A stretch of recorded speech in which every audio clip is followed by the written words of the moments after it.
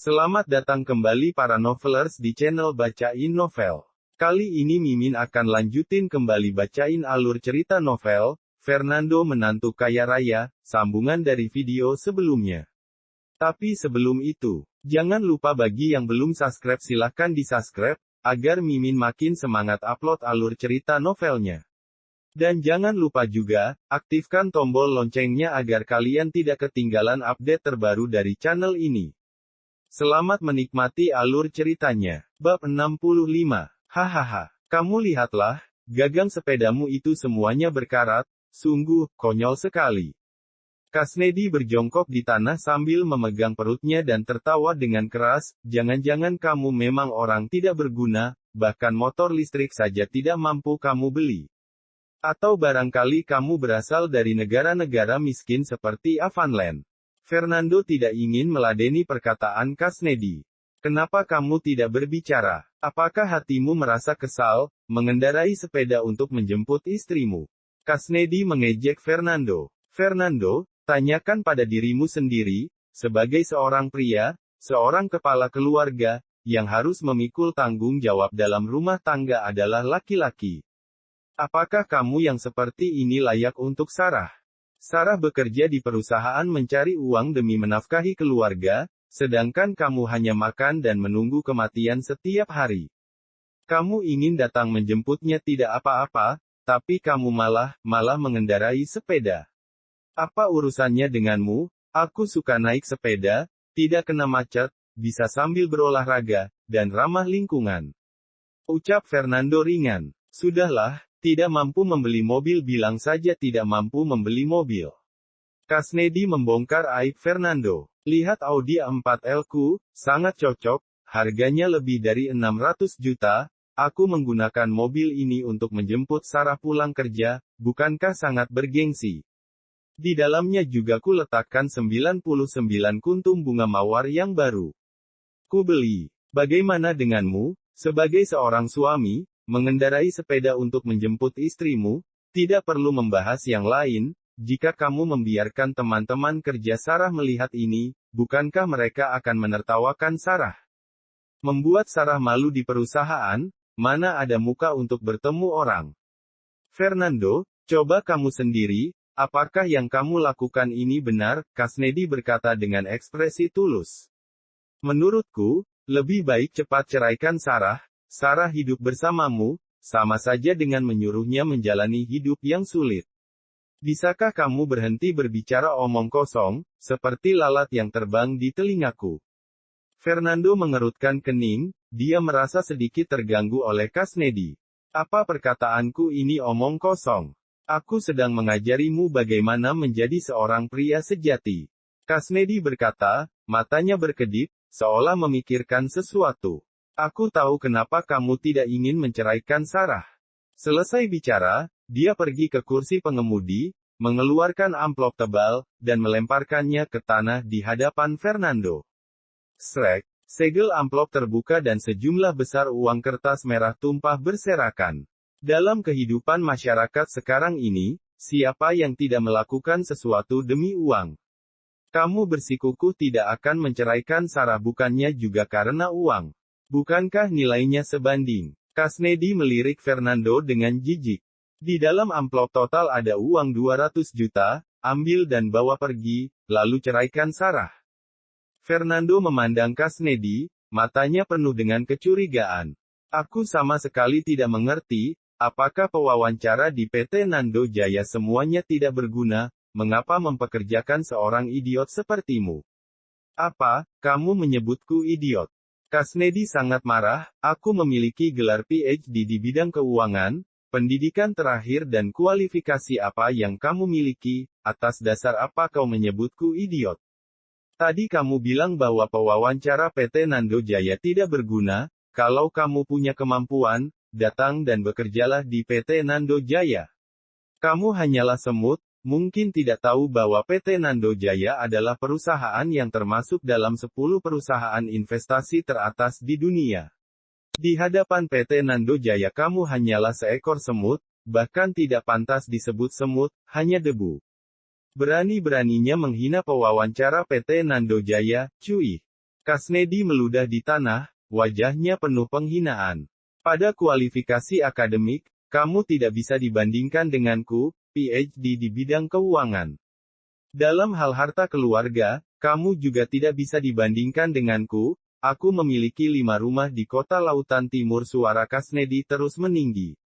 Dalam pekerjaan, kamu tidak dapat dibandingkan denganku. Perusahaan tempatku bekerja adalah salah satu dari 10 perusahaan teratas di dunia.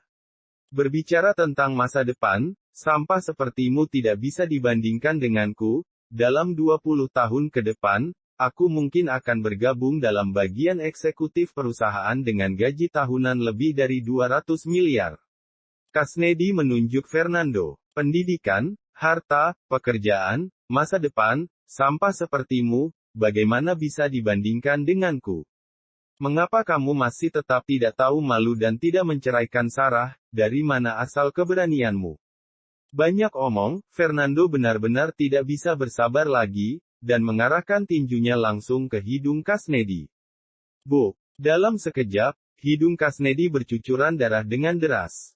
Dia terduduk di tanah, dia merasa pantatnya terbelah menjadi 2, dia menyeringai kesakitan. Ah! Sakit sekali. Dasar sampah, kamu berani memukulku. Sialan. Kasnedi memegangi hidung yang darahnya tidak berhenti mengalir dan memandang Fernando dengan kaget dan marah. Dalam hal tinju, tinjuku lebih keras daripada tinjumu, itu sudah cukup. Fernando mengusap tinjunya dan menyeringai, merasa suasana berubah membaik dalam sekejap. Sayang, terdengar sebuah suara memanggil, Sarah sudah pulang kerja, dengan tergesa-gesa berjalan mendekat. Apa yang terjadi padanya? Sarah melihat Kasnedi terbaring di tanah, dengan darah yang bercucuran di hidung, mulut, dan dagu, bahkan kerah bajunya. Tidak sengaja jatuh ke tanah, Fernando bahkan tidak melihat ke arah Kasnedi. Oh. Sarah mengangguk dan tidak bertanya lagi, dia dengan intim menggandeng lengan Fernando. Mari kita pulang. Pulang. Kasnedi berkata dengan keras, Sarah, aku tergila-gila padamu, biarkan aku yang mengantarmu pulang. Ada bunga mawar di dalam mobil. Dia bangkit dari tanah, membawa bunga mawar itu ke hadapan Sarah, sambil menahan rasa sakit yang menusuk di hidungnya, dan memaksakan diri tersenyum. Mawar ini untukmu, ada 99 kuntum, melambangkan cintaku padamu selamanya. Terima kasih, aku tidak menginginkan hadiahmu. Sarah berkata dengan sopan, tetapi sikapnya dingin. Hah?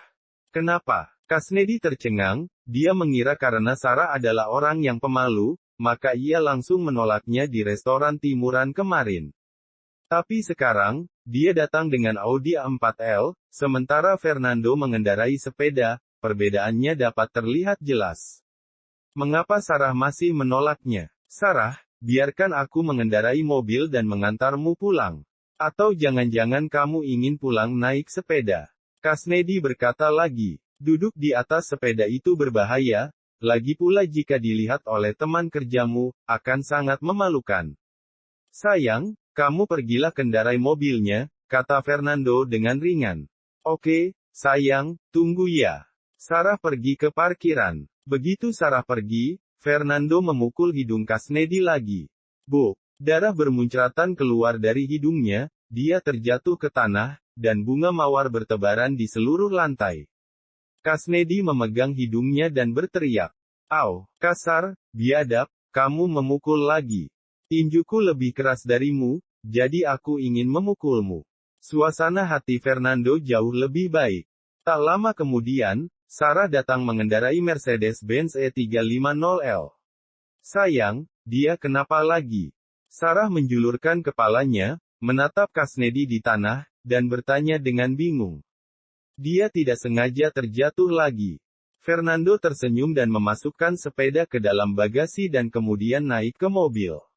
Jatuh lagi. Sarah menatap Fernando dalam, rasanya tidak sesederhana itu. Dia tidak banyak pikir, kemudian pergi meninggalkan perusahaan bersama Fernando. Mercedes-Benz E350L. Kasnedi tercengang melihat mobil pergi. Tazudin memberitahunya bahwa Sarah tidak punya mobil, Mercedes-Benz yang baru saja dibeli telah diberikan kepadanya. Sekarang, mengapa Sarah menyetir lagi? Ditambah lagi menyetir Mercedes-Benz E-Class, yang jauh lebih canggih daripada Audi A4L miliknya. Mungkinkah Tazudin berbohong padaku? Kasnedi merasa bingung. Dan Fernando itu, sangat kasar dan buas, mengalahkan orang dengan kekuatan dan sembarangan memukul orang. Orang seperti ini, pikirannya sederhana, hanya ototnya yang berkembang dengan baik, seperti berandalan, dan hanya dapat hidup sebagai masyarakat kalangan bawah, sampah masyarakat. Memikirkan Fernando, Kasnedi merasa risih dan penuh dengan kebencian. Bab 66. Tidak, aku tidak bisa menyerah bagaimanapun, aku sangat menyukai Sarah, aku pasti tidak bisa membiarkan Sarah bersama dengan Fernando seperti ini, dan membiarkannya menjalani kehidupan yang sulit, Kasnedi diam-diam berpikir. Setibanya di rumah, Fernando dan Sarah makan malam. Sayang, proyek pengembangan daerah miskin telah resmi dimulai hari ini, kata Sarah sambil makan. Seluruh pekerjaan relokasi dan kompensasi penduduk daerah miskin dipercayakan kepada seseorang bernama Ginting, menurutmu apakah dia bisa melakukannya dengan baik? Sarah khawatir, yang paling ditakutkan dari proyek semacam ini adalah pertumpahan darah, terutama jika membahas masalah seperti kompensasi pembongkaran dengan masing-masing warga. Belum lagi ada yang ingin meraup keuntungan besar, mati pun tidak bersedia melakukan pembongkaran. Yang akhirnya akan menimbulkan konflik, bahkan membahayakan nyawa manusia. Jangan khawatir tentang ini, Ginting bisa mengatasinya. Fernando menyuapkan nasi ke dalam mulutnya. Ginting orang ini, aku bahkan belum pernah bertemu dengannya, bagaimana bisa kamu begitu percaya diri? Mungkinkah kamu mengenalnya? Sarah bertanya dengan penasaran. Ginting adalah cucu lelaki Irawan, bapak tua yang ditabrak oleh ayah. Ginting dibesarkan di daerah miskin, jadi dia mengenal semua orang yang ada di sana, dan popularitasnya cukup bagus. Fernando berkata tanpa menyembunyikan apapun.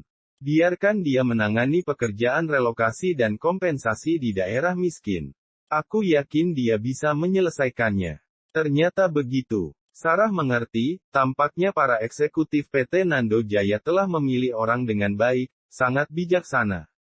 Tentu saja, menurutku juga begitu. Fernando menyeringai, dipuji oleh istrinya, hatinya sangat senang. Ada satu hal lagi, itu adalah masalah outsourcing konstruksi proyek pengembangan daerah miskin, Sarah berkata lagi. Sebagian besar proyek dilakukan outsourcing secara terpisah. Bagaimanapun, orang-orang dari PT Nando Jaya sebagian besar memiliki latar belakang investasi dan yang benar-benar berpartisipasi dalam operasi proyek ini hanya memiliki sedikit pengalaman.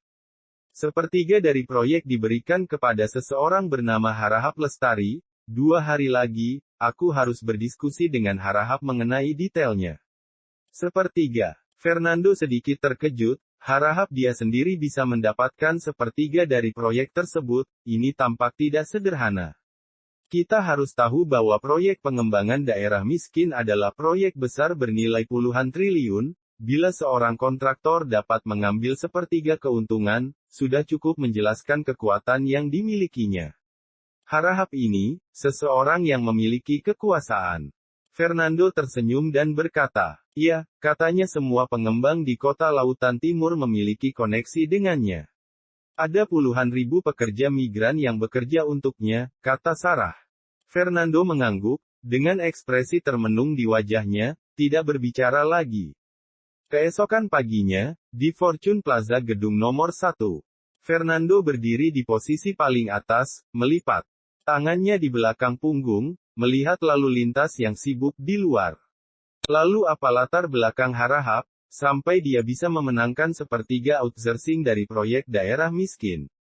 Kata Fernando tanpa ekspresi. Pak Fernando, Harahap memiliki latar belakang yang dalam di kota Lautan Timur. Terlahir dari seorang petani, kedua orang tuanya telah meninggal sejak ia masih kecil.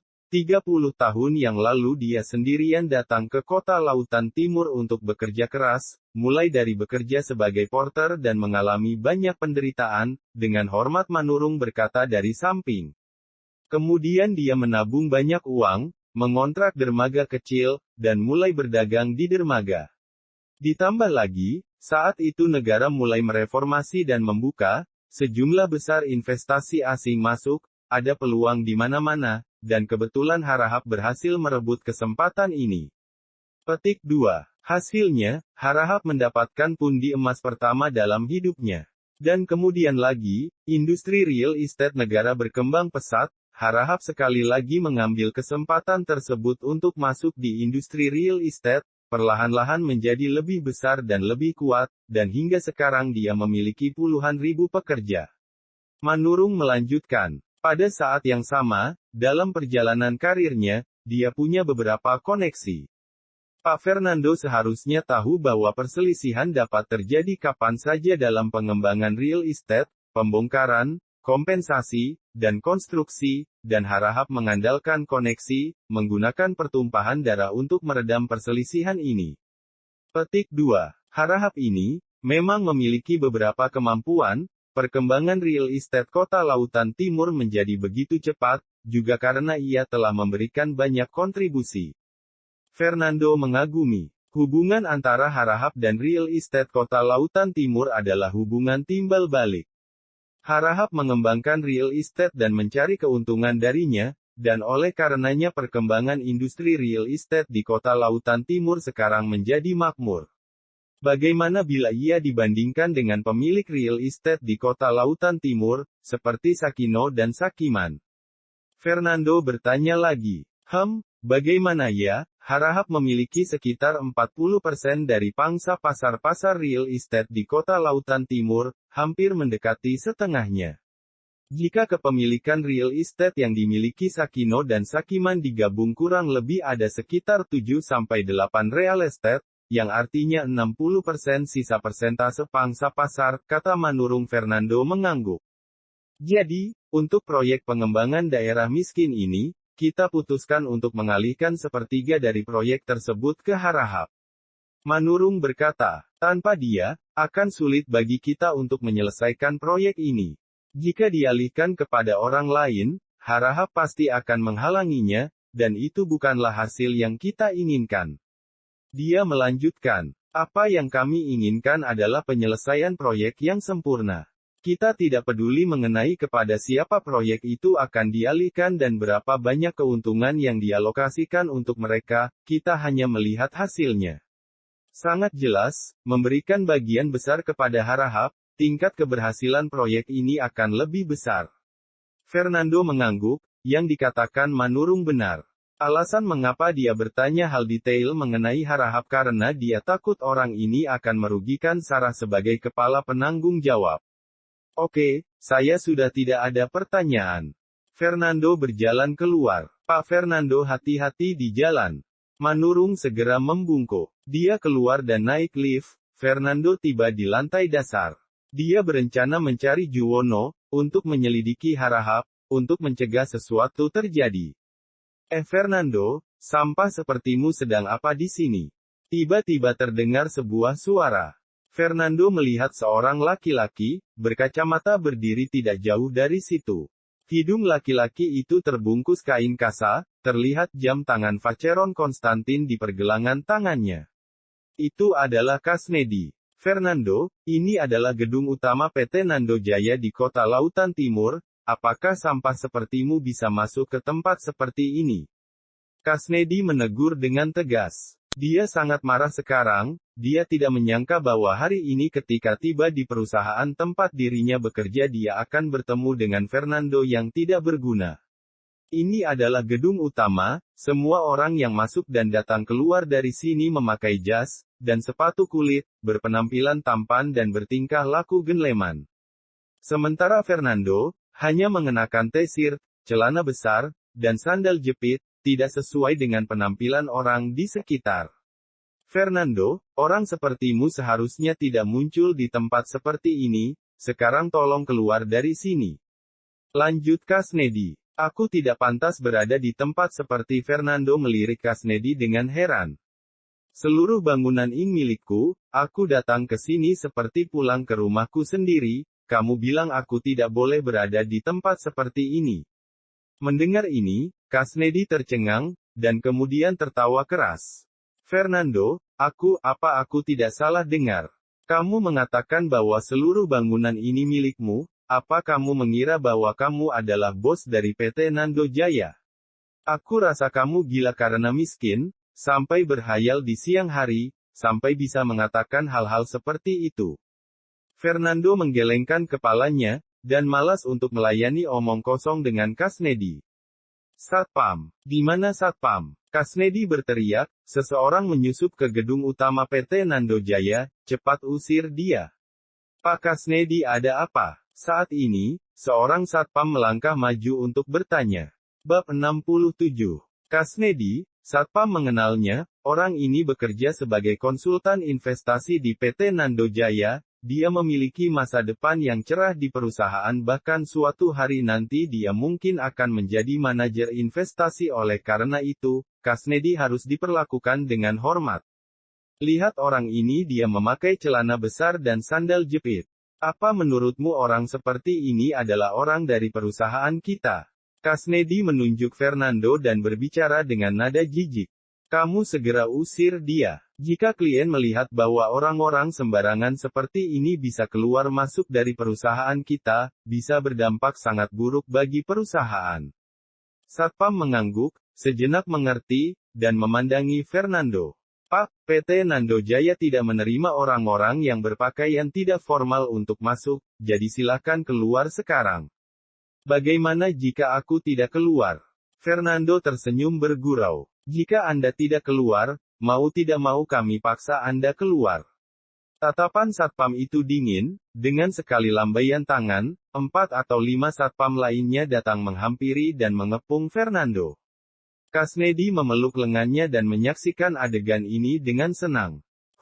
Beraninya dia melawanku, itu sama saja dengan cari mati. Memangnya kenapa kalau tinjumu keras? Tidak peduli seberapa keras tinju itu, bisakah kau melawan 6 orang sekaligus? Pak, saya ingatkan Anda untuk yang terakhir kali, keluarlah sendiri, jika tidak jangan salahkan kami. Satpam itu meremas tinjunya dan menatap Fernando tanpa belas kasihan. Ada apa ini? Terdengar suara penuh keterkejutan. Terlihat seorang pria berjas sutra dan berwajah persegi berjalan ke arah mereka. Pak Manurung. Pak Manurung, apa kabar Pak Manurung? Semua Satpam dan Kasnedi mundur, dan menundukkan kepala dengan hormat di antara mereka. Kasnedi lah yang menunduk paling hormat.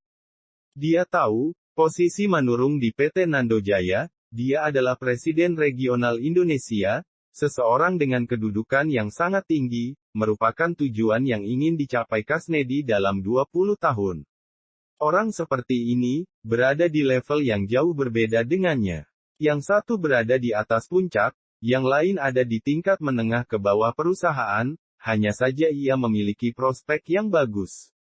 Pak Fernando, ada apa? Manurung bahkan tidak melihat ke arah yang lain, berjalan lurus ke arah Fernando. Orang-orang ini mau mengusirku. Fernando melihat ke arah Satpam yang ada di sekelilingnya dan tersenyum tipis. Mendengar perkataan ini, wajah Manurung berubah menjadi pucat. Satpam PT Nando Jaya ingin mengusir Pak Fernando. Ini namanya memberontak. Mereka harus tahu bahwa gaji para Satpam ini dibayar oleh keluarga Lukman. Bangunan ini juga milik Fernando. Apakah kalian buta? Manurung dengan dingin memarahi semua Satpam, berani-beraninya kalian mengusir Pak Fernando. Mulai besok, kalian tidak perlu datang bekerja. Sekarang pergi dan ajukan surat pengunduran diri. Semua Satpam tercengang, tidak menyangka satu kata yang keluar dari Manurung adalah perkataan akan memecat mereka. Pak Manurung, tolong maafkan aku. Seseorang segera memohon maaf, seluruh anggota keluarga saya, tua dan muda, seluruh hidup mereka mengandalkan pekerjaan saya. Jika Anda memecat saya, bagaimana saya bisa hidup? Ya benar Pak Manurung, ampunilah kami. Tidak ada gunanya memohon padaku. Manurung berkata dengan dingin. Kalian bukan tidak hormat padaku, tetapi terhadap Pak Fernando, bisa atau tidaknya kalian terus bekerja di sini bergantung pada keputusannya. Pak Fernando. Satpam di depan Fernando, langsung berlutut di hadapannya. Anda adalah orang besar yang murah hati, mohon untuk tidak tersinggung dengan satpam rendahan sepertiku. Sebodoh apapun dia dapat mengerti bahwa identitas pemuda yang memakai kaos dan celana besar ini tidak sederhana, bahkan orang besar seperti Pak Manurung memperlakukannya dengan sangat hormat. Sudahlah, mereka tidak tahu jadi tidak perlu disalahkan, lupakan saja, Fernando berkata. Hanya saja, kedepannya jangan menilai orang dari penampilan mereka. Baik-baik, satpam mengangguk berulang kali. Dia merasa bahwa kata-kata Fernando sangat masuk akal. Sedangkan Kasnedi yang berada di samping yang menyaksikan semua kejadian yang terjadi, tidak bergerak, dan matanya membelalak tak percaya dan tak bisa berkata apa-apa. Bagaimana mungkin, Pak Manurung, mengapa memperlakukan sampah ini dengan hormat seperti itu? Demi Fernando bahkan dia sampai langsung mau memecat satpam perusahaan. Seandainya dia tahu, bahkan satpam pun tidak sebanding dengan Fernando. Sebenarnya kenapa? Untuk beberapa saat otak Kasnedi tidak dapat berpikir. Fernando berkata dengan santai, Pak Manurung, apakah baru-baru ini PT Nando Jaya memiliki urusan bisnis dengan negara-negara di Avanland? Ada, tapi semuanya adalah negara kecil dan miskin di Avanland. Kita bekerja sama dengan pemerintah untuk berinvestasi dalam bidang pembangunan infrastruktur di negara-negara Avanland, kata Manurung. Fernando mengangguk, konsultan Kasnedi ini pernah menduga bahwa saya berasal dari negara Avanland yang miskin. Kebetulan PT Nando Jaya kita memiliki bisnis di Avanland, jadi lebih baik memindahkannya untuk bekerja di Avanland. Bagaimana menurut Anda? Tentu saja bisa. Manurung mengangguk dan melirik Kasnedi. Dia tidak mengenal Kasnedi, ada ribuan karyawan di dalam gedung, jadi tentu saja dia tidak mungkin mengenal semua orang. Namun lencana yang ada di dadanya menandakan bahwa ia adalah pegawai PT Nando Jaya. Kasnedi, saya beri kamu dua pilihan. Manurung langsung berkata pertama saya akan memberimu sebuah proyek yang memungkinkan Anda bekerja di Avanland dengan gaji tahunan yang tidak akan lebih rendah daripada gaji di kota Lautan Timur. Kedua, yaitu buat surat pengunduran DIN sekarang, lalu pergi. Manurung terlalu malas untuk menanyakan apakah Kasnedi pernah melakukan kesalahan terhadap Fernando, selama itu adalah perintah Fernando, ia akan langsung melakukannya. Pak Manurung. Mendengar perkataan ini, seluruh tubuh Kasnedi seperti disambar petir, tubuhnya gemetar sampai hampir terduduk di lantai. Yang paling dibanggakan Kasnedi bukanlah kualifikasi akademis dan kekayaannya, tetapi pekerjaannya. PT Nando Jaya adalah salah satu dari 10 perusahaan investasi teratas di dunia. Siapapun yang mendengar tempatnya bekerja pasti akan langsung mengaguminya. Tapi sekarang, Manurung memintanya untuk bekerja di tempat terpencil di Avanland, di mana tidak ada orang yang ingin pergi ke sana. Bukankah itu sama saja dengan menanggalkan jubah yang paling dia banggakan? Bab 68. Pak Manurung, ampunilah saya. Ekspresi mengemis tiba-tiba muncul di wajah Kasnedi. Selain itu, saya adalah seorang konsultan investasi. Saya tidak kompeten dan tidak berpengalaman dalam proyek lokal seperti di Avanland. Jika Anda mengatur saya agar pergi ke sana, saya tidak dapat melakukannya. Saat ini kamu hanya punya dua pilihan, jika kamu tidak dapat melakukan pekerjaan itu, maka urus pengunduran dirimu. Saya tidak suka mengulangi perkataan saya, kata Manurung tanpa ekspresi. Kalimat ini sepertinya telah membuat Kasnedi lemas tak bertenaga. Wajahnya putus asa, dia datang dengan gembira untuk bekerja. Belum juga sampai kantor, dia sudah dikasih dua pilihan, dikirim ke Avanland oleh Pak Manurung atau mengundurkan diri. Mustahil, pekerjaan apa yang lebih bergengsi dibandingkan pekerjaan di PT Nando Jaya? Tapi jika harus pergi ke tempat-tempat seperti Avanland, perbedaan jarak sejauh ini sangat menyakitkan. Kasnedi memandang Fernando lagi. Ada rasa kaget, bingung, dan benci. Dia bertanya-tanya siapa Fernando sebenarnya, bahkan Pak Manurung yang berada di posisi yang tinggi harus memperlakukannya dengan hormat seperti ini. Dia semakin membenci Fernando, jika bukan karena dia tidak akan mungkin dikirim ke Avanland. Bagaimana, apakah kamu sudah mempertimbangkannya? Tanya Manurung. Aku akan pergi bekerja ke Avanland. Kasnedi akhirnya berkata sambil menggertakkan gigi. Baiklah, kalau begitu kamu pulang dan bersiap-siap, perusahaan akan memesankan tiket penerbangan sore ini untukmu, kata Manurung ringan. Baik, Kasnedi mengangguk lemah dan meninggalkan gedung.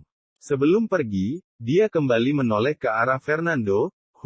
Tunggu ketika saya kembali dari Avanland. Dengan pengalaman kerja ini, posisiku di perusahaan pasti akan meningkat tajam, dan gajiku akan terus meningkat. Pada saat itu, aku sudah berada di tingkat atas PT Nando Jaya. Fernando, kamu tunggu, aku akan lihat dengan apa kamu merebut Sarah dariku. Setelah dengan mudah menyingkirkan Kasnedi, Fernando meninggalkan Fortune Plaza.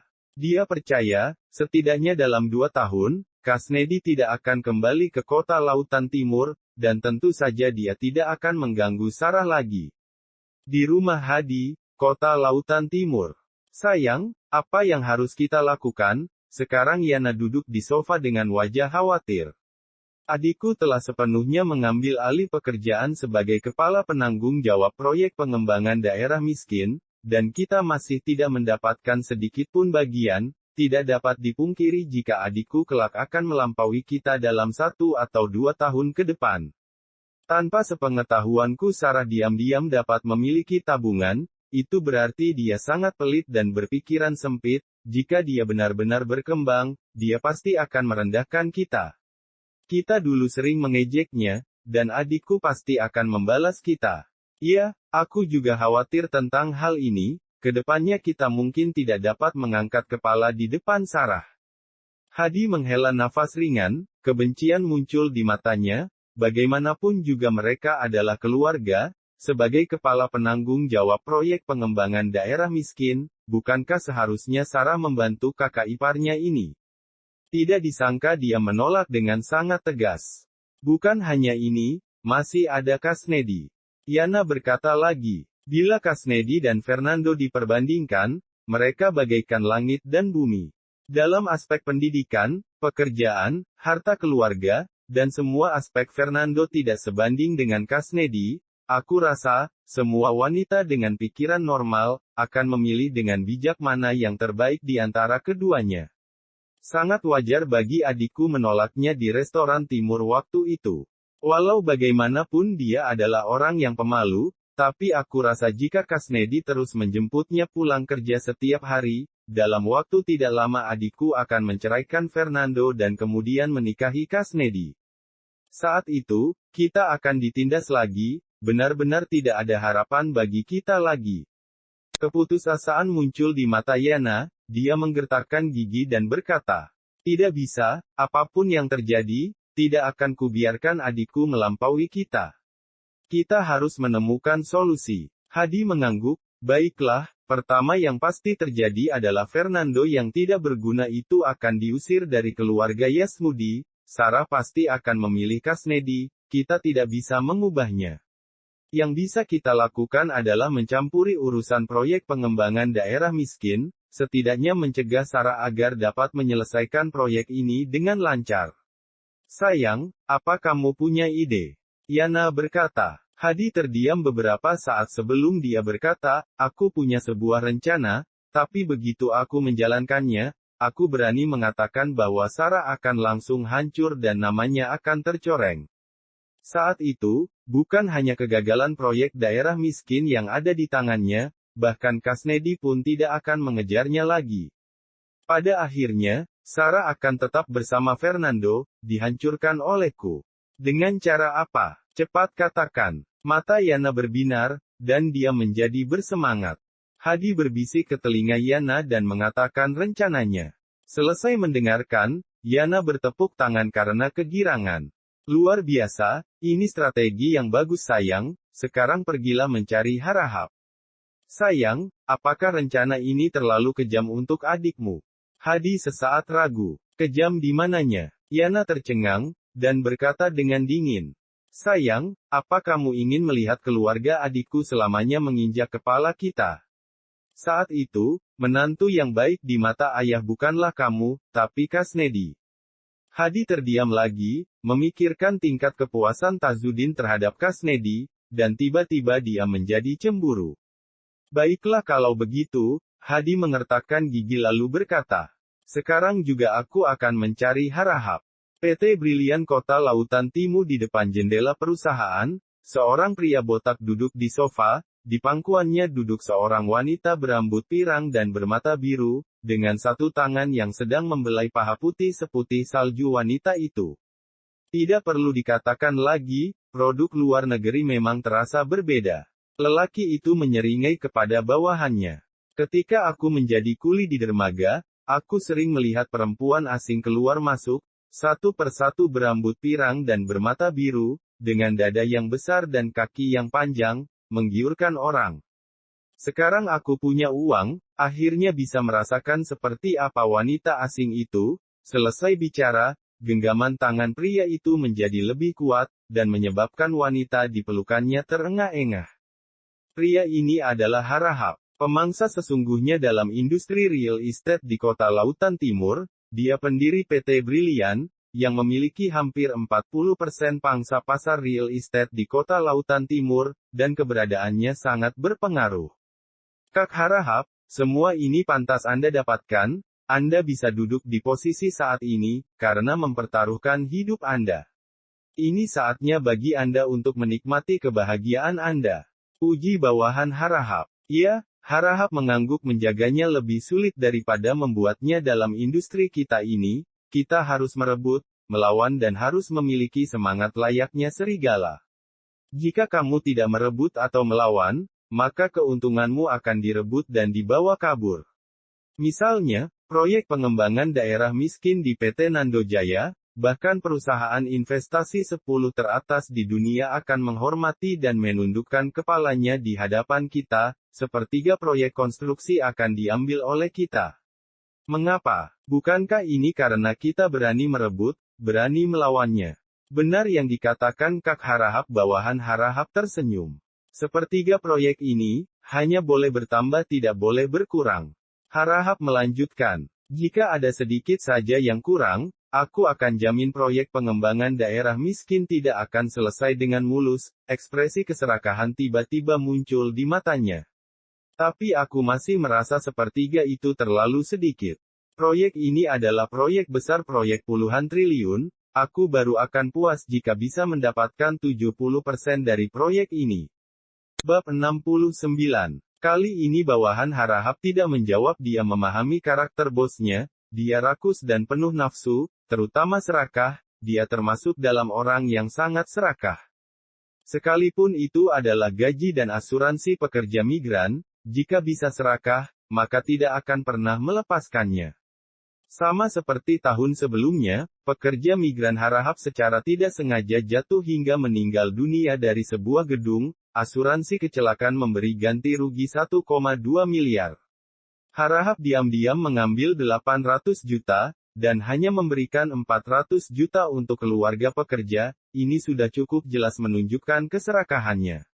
Kak Harahap, di luar ada orang yang datang mencarimu. Tiba-tiba, pintu terbuka dan seorang bawahan masuk. Siapa? Aku ingat aku tidak punya janji hari ini. Harahap bertanya-tanya. Telapak tangannya sudah berada di pinggang wanita yang ada di pelukannya. Pria itu menyebut dirinya Hadi. Hadi. Harahap mengingat kembali, dan menggelengkan kepalanya. Aku belum pernah mendengar nama ini sebelumnya, tidak mau bertemu. Baik. Bawahan itu menutup pintu, tapi tidak lama kemudian ia kembali. Kak Harahap, Hadi berkata bahwa dia adalah kakak ipar kepala penanggung jawab proyek pengembangan daerah miskin Sarah, dan dia memiliki hal penting untuk dibicarakan dengan Anda. Kakak ipar Sarah. Harahap sejenak terpaku. Tentu saja dia tahu Sarah. Dia adalah kepala penanggung jawab proyek pengembangan daerah miskin. Dia juga telah melihat fotonya. Dia tampak seperti bunga yang murni dan batu giok. Melihatnya Harahap sampai meneteskan air liur. Dia tidak pernah menduga, untuk apa kakak ipar Sarah datang kemari mencarinya. Biarkan dia masuk. Harahap melambaikan tangannya, memberi isyarat kepada semua bawahannya untuk turun dan wanita yang ada di pelukannya untuk juga pergi. Apa kabar, Pak Harahap? Hadi masuk dan berbicara dengan sedikit hati-hati. Harahap adalah penguasa real estate, tidak boleh sedikit pun menyinggungnya. Duduklah. Harahap berbicara sambil menuangkan secangkir teh untuknya. Harahap tahu jelas tujuannya datang kemari, tetapi karena itu adalah kakak ipar Sarah, dia tetap saja harus bersikap sopan. Pak Hadi, ada urusan apa mencariku? Harahap meminum teh dan bertanya dengan santai. Tujuan saya menemui Pak Harahap kali ini, adalah karena ingin membantu Pak Harahap untuk menghasilkan uang. Hadi tersenyum misterius. Membantu saya menghasilkan uang. Harahap tertegun sejenak. Proyek pengembangan daerah miskin adalah proyek besar yang bernilai puluhan triliun, mungkinkah Pak Harahap puas dengan hanya mendapatkan sepertiga dari keuntungannya? Tidakkah Anda ingin mendapatkan yang lebih? Misalnya, 70% atau 80% dari keuntungan. Hadi tertawa. Ada sedikit perubahan di mata Harahap, keserakahan tampak muncul, tapi dapat disembunyikan dengan baik. Dia tersenyum dan berkata, proyek daerah miskin adalah proyek milik pemerintah, dan lagi pula proyek ini diserahkan kepada perusahaan yang termasuk dalam 10 perusahaan teratas seperti PT Nando Jaya.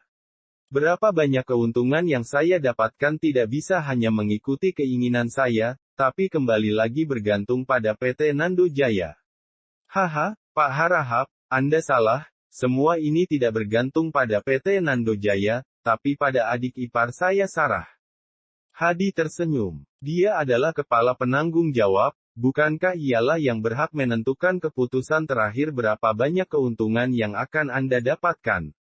Harahap mengangguk, dan akhirnya tertarik. Oke, coba kamu ceritakan, bagaimana cara Anda agar bisa membantu saya menghasilkan uang? Saya mendengar bahwa 2 hari lagi, Pak Harahap dan Sarah akan bertemu untuk membicarakan hal detail dari proyek pengembangan daerah miskin. Hadi mendekat dan menjelaskan rencananya dengan suara pelan. Setelah mendengarkan, Harahap mengerutkan kening. Rencanamu ini, apa benar-benar bisa dilakukan? Sarah dapat menjabat sebagai kepala penanggung jawab, seharusnya dia memiliki posisi yang tinggi di PT Nando Jaya, meskipun saya memang tertarik padanya. Tapi jika saya memperlakukannya seperti itu, bukankah para eksekutif PT Nando Jaya akan mencari dan membuat perhitungan denganku? Pak Harahap, jangan khawatir. Hadi segera berkata, Sarah bekerja di PT Langit, hanya saja perusahaan kecil itu diakuisisi oleh PT Nando Jaya, posisi Sarah di PT Nando Jaya pasti berada di tingkat paling rendah, walaupun Anda memperlakukan dia seperti itu, PT Nando Jaya tidak akan membuat perhitungan dengan Anda sama sekali, paling-paling mereka hanya mengganti kepala penanggung jawab. Hadi meneguk teh dengan ekspresi serius di matanya. Harahap menyentuh dagunya dan memperlihatkan senyuman cabul di sudut mulutnya. Ketika saya pertama kali melihat Sarah, saya sudah memiliki keinginan untuk menaklukkannya. Dalam hati saya membayangkan, bagaimana rasanya bermain dengan wanita sepertinya di atas ranjang. Satu-satunya hal yang perlu dipertimbangkan sekarang adalah apakah bila masalah ini sampai ke telinga suami Sarah, apakah bisa menjadi masalah. Harahap berkata lagi, bagaimanapun, Sarah merupakan karyawan PT Nando Jaya, kekuatan suaminya seharusnya tidak rendah. Hadi tercengang, lalu tertawa keras. Haha, Pak Harahap, ini adalah masalah yang tidak perlu Anda pertimbangkan, suami Sarah, hanyalah orang tidak berguna yang tiap harinya hanya tinggal di rumah makan dan menunggu hari kematian. Selama setahun dia menjadi bagian dari keluarga Yasmudi, tidak pernah sekalipun dia memberikan kontribusi kecil apapun untuk keluarga. Dia hanyalah seorang pengangguran. Benarkah? Mata Harahap membelalak. Tentu saja itu benar, saya sebagai kakak iparnya, mungkinkah saya tidak tahu? Sekalipun Anda berselingkuh dan melakukan sesuatu terhadap istrinya, dia bahkan tidak bisa melakukan apa-apa terhadapmu. Hahaha, Hadi tertawa keras. Fernando itu, hanya seorang laki-laki tidak berguna yang lemah, bisa diatasi dengan mudah. Kalau begitu, hal ini pada dasarnya sangat aman. Ekspresi Harahap menjadi sedikit bersemangat, memikirkan wajah cantik Sarah, dan kemudian menjilat bibirnya. Ngomong-ngomong, saya punya satu pertanyaan terakhir, mengapa Anda mencari saya dan meminta saya melakukan hal semacam ini? Pak Harahap, ini urusan keluarga kami, yang berpengaruh terhadap status kedudukan di dalam keluarga. Hadi menggosok tangannya. Jika Sarah berhasil menyelesaikan proyek daerah miskin, posisiku di rumah pasti akan ditindas oleh Sarah. Hadi secara singkat menjelaskan keuntungan dan kerugiannya. Setelah selesai mendengarkannya, Harahap mengangguk, dan mengulurkan tangannya kemudian menepuk bahunya. Saudaraku Hadi, jangan khawatir demi statusmu di keluarga, demi citra menantu yang baik di benak ayah mertuamu, aku wajib melakukannya. Setelah semuanya selesai, kamu bisa datang untuk bekerja di perusahaan kami, jangan terus bekerja di perusahaan konstruksi kecilmu. Bekerjalah denganku, aku jamin kamu akan hidup enak, mobil mewah dan wanita, kamu tidak akan kekurangan semua ini. Terima kasih Kak Harahap. Hadi berkata dengan senang dan segera mengubah panggilannya. Nah, sekarang rencananya sudah selesai, maka aku akan mulai bersiap, dan aku akan membuat janji dengan Sarah dalam 2 hari ini. Mulut Hadi memperlihatkan senyuman cabul, aku tidak tahu, akan seperti apa wanita cantik ini ketika berada di tempat tidur. Klub mewah kota Lautan Timur, sore ini Fernando datang ke sini. Pak Fernando, silahkan ikut denganku. Melihat Fernando, Salim segera menghampiri dan memberi hormat. Mereka memasuki lift, naik ke lantai 6, Fernando tiba di ruang kerja Juwono. Pak Fernando, Juwono sedang membaca buku dengan penuh perhatian, mendengar ada bunyi gerakan, dan melihat Fernando masuk, dia langsung meletakkan buku itu. Kamu sudah datang. Dia melangkah maju untuk menyambutnya. Buku apa yang sedang kamu baca? Fernando melihat ke arah meja. Beberapa kitab Buddha, sebelumnya terlalu banyak darah segar di tangan saya, sekarang saya ingin bertobat. Juwono tersenyum. Bab 70. Bertobat. Apakah pertobatan itu ada gunanya? Fernando menggelengkan kepalanya. Dengan begitu banyak nyawa, jika hanya dengan membaca kitab Buddha sudah bertobat dan dapat menghapus dosa-dosamu, maka semua orang akan percaya pada Buddha. Benar yang dikatakan Pak Fernando. Juwono menyentuh kumisnya, mungkin dengan membaca beberapa kitab Buddha akan memberi saya kenyamanan batin, setidaknya saya tidak akan mengalami mimpi buruk di malam hari. Fernando tidak membahas masalah ini lagi, tetapi bertanya, apakah kamu kenal Harahap? Iya, saya mengenalnya. Juwono mengangguk. Pria ini tamak dan penuh nafsu, dia memiliki status dalam industri real estate di Lautan Timur, dia juga memiliki koneksi di jalanan. Kami berdua tidak pernah mengganggu satu sama lain, tetapi ada beberapa dari orang saya ditempatkan di PT Brilian. Orangmu, kenapa ada di perusahaannya? Fernando terkejut dan melirik Juwono. Bukankah lebih baik untuk selalu berhati-hati?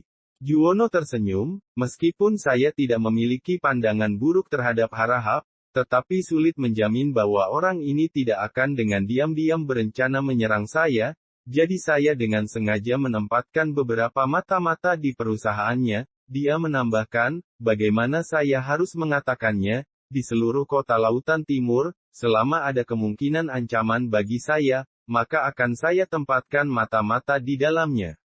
Memang benar-benar orang yang licik, seru Fernando mengaguminya. Haha, mau bagaimana lagi, saya sudah melalui banyak penderitaan sebelumnya. Juwono tersenyum. Jika kamu punya waktu luang, bantu aku menyelidiki Harahap. Baru-baru ini dia mengambil alih proyek outsourcing daerah miskin dan mendapatkan sepertiga dari jumlah proyek, kata Fernando. Karena kamu mengatakan dia rakus dan penuh nafsu, aku khawatir dia tidak akan puas dengan hanya mendapatkan sepertiga bagian, dan akan melakukan sesuatu. Baik, Pak Fernando, Juwono mengangguk. Setelah mereka berbincang sebentar, Fernando pergi.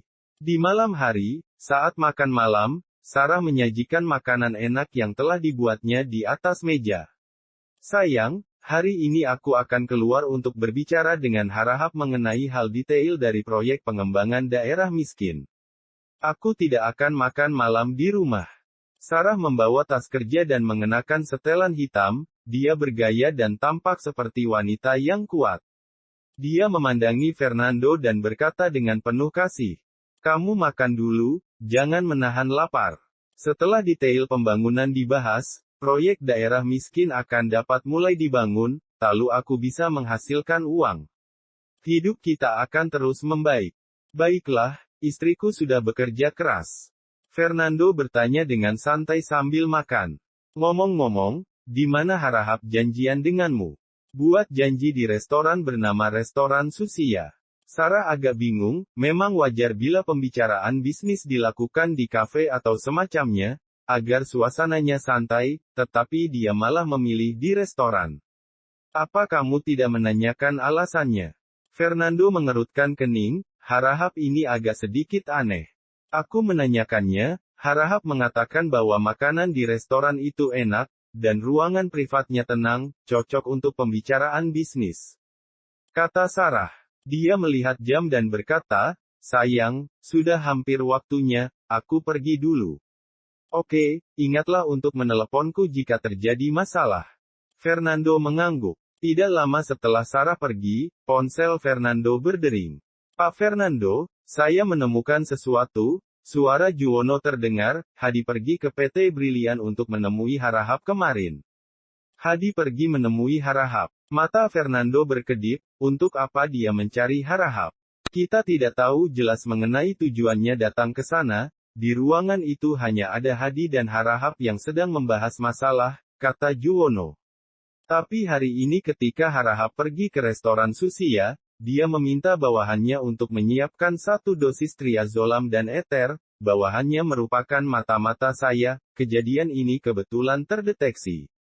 Triazolam dan eter. Tatapan Fernando tiba-tiba menjadi dingin, tentu dia tahu bahwa ini adalah 2 zat yang dapat membius dan menyebabkan orang menjadi berhalusinasi yang kuat. Kamu segera bawa orang ke restoran Susia, aku akan pergi sekarang. Fernando segera berkata, baik, Pak Fernando. Setengah jam kemudian, Fernando tiba di restoran Susia. Pak Fernando. Juwono telah tiba, dia mengenakan setelan adat abu-abu dan memegang batu besi di tangannya. Beberapa mobil van hitam terparkir di pinggir jalan, pintu terbuka, dan 4 atau 50 pria berjas keluar dari mobil. Pak Fernando. Petik 2. Pak Fernando. Pak Fernando. Mereka menundukkan kepala, berteriak bersama. Apakah orangnya cukup? Jika tidak saya akan memanggil yang lain lagi, tanya Juwono. Cukup Fernando memandangi restoran Susia yang ada di depannya, apakah ada seseorang di balik restoran ini? Tidak. Juwono menggelengkan kepalanya, saya sudah memeriksanya, pemilik restoran Susia adalah seseorang yang baru saja kembali dari belajar di Jopenzo, pada hari kerja, bisnisnya biasa-biasa saja dan tidak banyak pembeli sangat jelas, Juwono sudah siap menyambut kedatangan Fernando.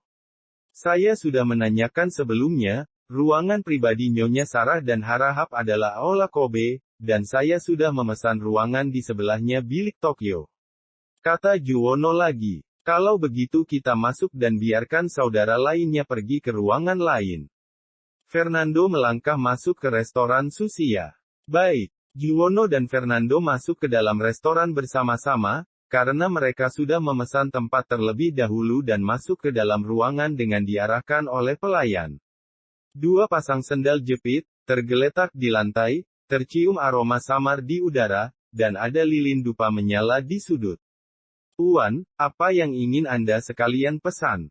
Pelayan menyerahkan daftar menu. Dia mengenakan kimono putih, menggunakan bakiak kayu, rambutnya digulung di belakang kepalanya, wajahnya memakai blush on, memang tampak terlihat seperti wanita Jopenzo.